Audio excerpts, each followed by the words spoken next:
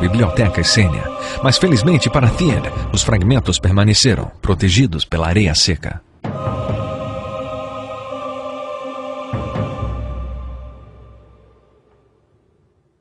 Entre os 15.000 fragmentos, Theod encontrou este manuscrito do livro de Levítico. Por ser do Velho Testamento, ele teria sido uma parte central da Biblioteca Essênia. A caligrafia levítica do fragmento é quase idêntica à do papiro de Jesus e, como todos os rolos do Mar Morto, deve ser anterior a 68 Anno Domini. A aparência geral é a mesma. Em ambos, as letras estão desenhadas de forma uniforme, os traços horizontais e verticais da mesma grossura. As letras também têm algumas semelhanças. O epsilon vai até abaixo da linha inferior nos dois fragmentos. Como na cerâmica Lea, encontrada em Masada, os alfas têm a mesma característica peculiar, onde o traço do meio é diagonal em vez de horizontal. Pela primeira vez, o trabalho de Theod empurrou a data do papiro de Jesus para antes de 70 Anno Domini. É um feito extraordinário. Isso nos leva ao período do testemunho ocular.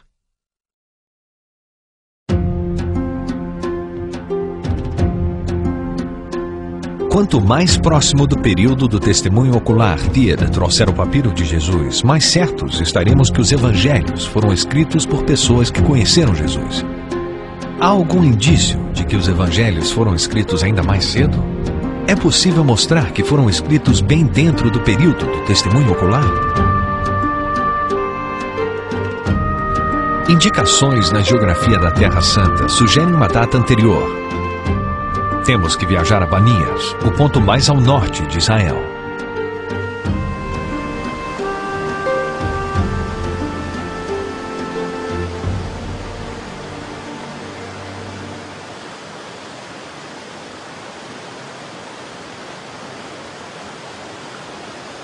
Na fonte do Rio Jordão está o ponto ao norte visitado por Jesus e seus discípulos.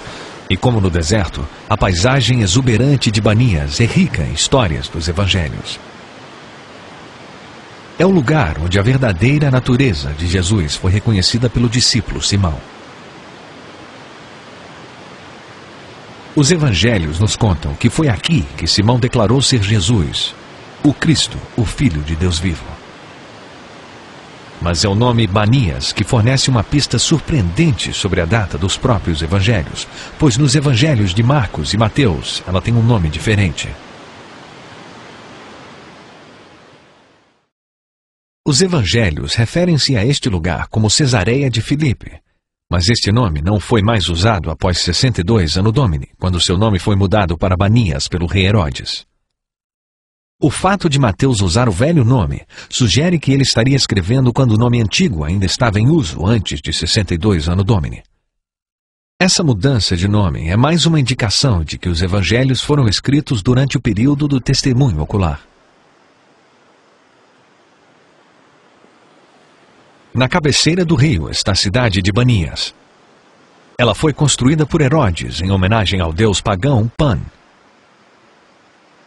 Aqui, Jesus deu a Simão o nome de Pedro, após Simão declarar ser Jesus, o Filho de Deus. Como consta nos Evangelhos, pois agora eu te digo, tu és Pedro, e sobre esta pedra edificarei a minha igreja, e as portas do inferno não prevalecerão sobre ela. E é esta gruta aqui no templo pagão que parece ter sido a passagem a qual Jesus se referia, como se fosse realmente um portão para o inferno.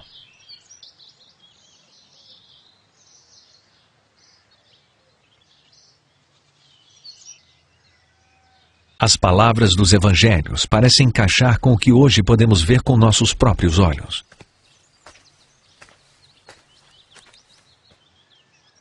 Aqui em Banias, os evangelhos se apresentam mais como uma narrativa de testemunhas. A fim de ajudá-lo a levar a data dos evangelhos ainda mais para trás, Theod voltou ao deserto de Qumran e aos pergaminhos do Mar Morto.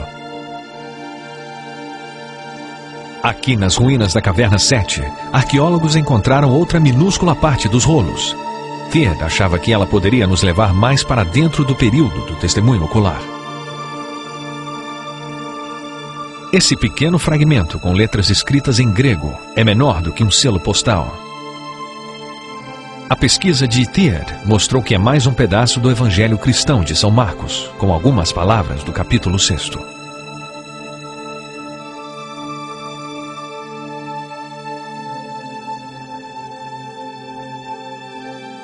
Muitas pessoas discutem se esse fragmento mínimo é do Evangelho de São Marcos, mas a prova de Teed é convincente. Na quarta linha do fragmento estão algumas letras que ele argumenta ser da palavra Genezaré, o antigo nome do Mar da Galileia. A palavra escrita desta forma não é encontrada em nenhum outro lugar da Bíblia. Só aparece no Evangelho de São Marcos.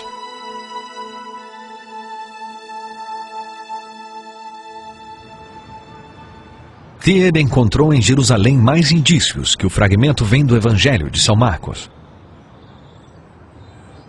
Matthew d'Ancona seguiu a investigação de Teed sobre o fragmento de São Marcos no Museu John Rockefeller, onde estão guardados inúmeros artefatos preciosos da Terra Santa.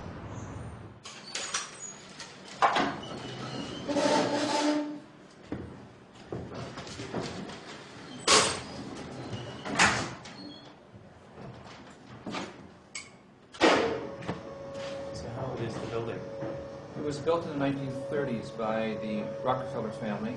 It's called the Palestine Archaeological Museum. And up until probably the 60s, I would say that it probably was the major archaeological museum for the ancient Near East.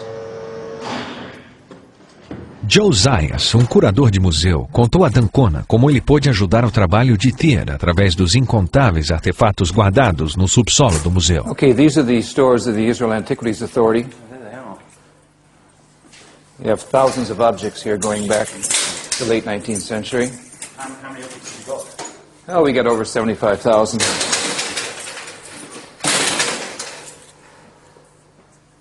Acredita-se amplamente que o Evangelho de Marcos foi escrito na cidade de Roma, e é este detalhe histórico que ajudou Teed a construir seu caso. Teed ouviu que um vaso com a palavra Roma escrita foi encontrado junto ao fragmento de São Marcos em questão, na Caverna 7, em Qumran. Ele opina que é o vaso que continha o pergaminho do Evangelho de São Marcos. And I guess what you wanted to see, probably the most interesting thing, I think, is this jar here. There it is. And this is the famous jar from cave number 7 at Qumran. How was it found? It was found by archaeologists, by French archaeologists back in the 1950s. They were excavating. And it's unique in many ways. First of all, it was found in a cave which is right next to the site. Most of the caves were some distance from the site, but this was something which was right on the same plateau where the site was.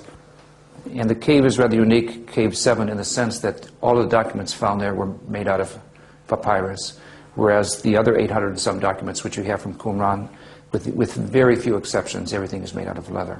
What investigations did Carsten Tiede carry out on this jar? Well, first of all, it was, I think, very interesting to us that here's a jar which had been sitting in the museum since the 1950s. And actually nobody even expressed any interest in it until Carsten Tiede came along. And Carsten Tiede suggested that perhaps that there may be some relationship between early Christianity and the fragments which are found in the site on the basis of this inscription here. What was the jar used for, and why might it be important?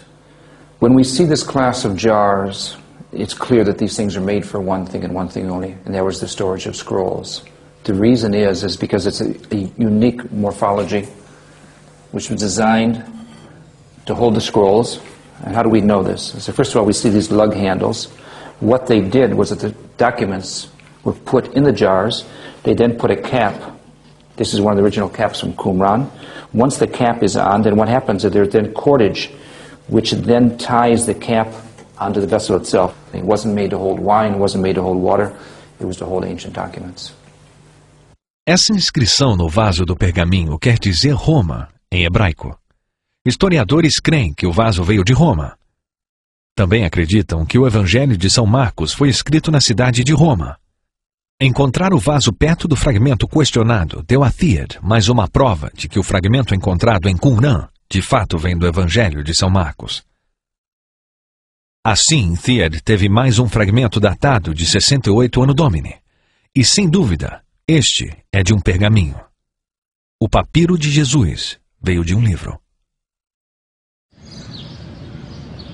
A etapa seguinte da sua teoria consistia de que os evangelhos teriam sido escritos em pergaminhos quando foram escritos pela primeira vez. The fact that the Mark fragment at Qumran is a scroll fragment tells us that the first Christians